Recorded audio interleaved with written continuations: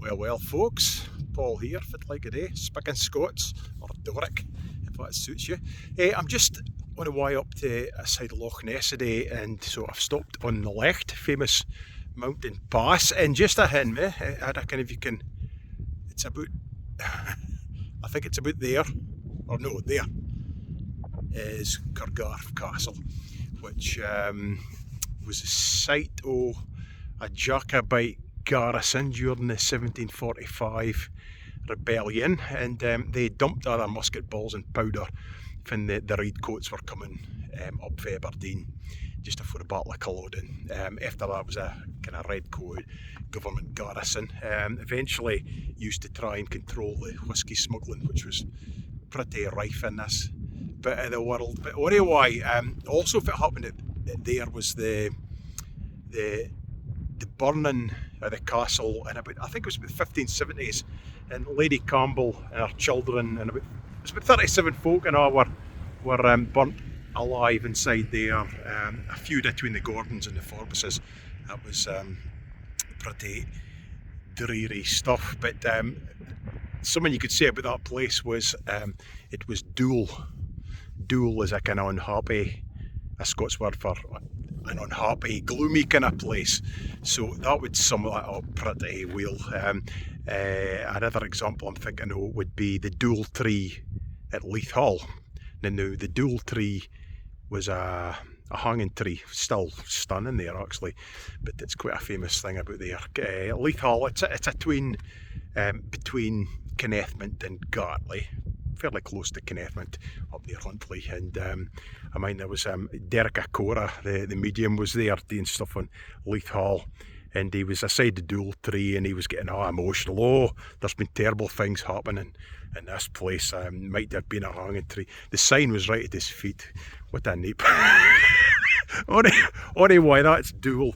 A few more words, maybe, let's think.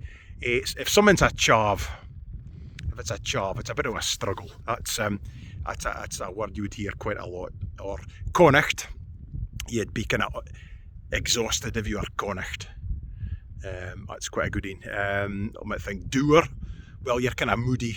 If it's a doer person's kind of moody, sullen would be probably a good example of if it is. Sonsy, well, let's think that's kind of jolly faced kind of person. If you've got a sonsy face, jolly or cheery. Thinking a good example would be the address to haggis. Fair fa, your honest sonsy face. You quite often hear that fair fa. If somebody's near a proper Scots spicker, they'll kind of overdo things like that. Fair fa. It's actually, I think that is supposed to be fair fat. It's like a glottal stop. It means fat, fa, fat. So you say it with a glottal stop at the end, and it makes sense. Fair fat, fair fat to your honest, sonsy or cheery face. Speaking about haggis. So there you go, that's 2 or 3 wordies. I'll probably do some more a bit later on actually.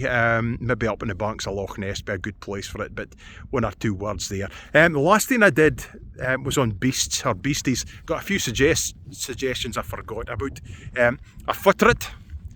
A footeret is a ferret. That's a good one. And puddock would be another one. Puddock's a frog.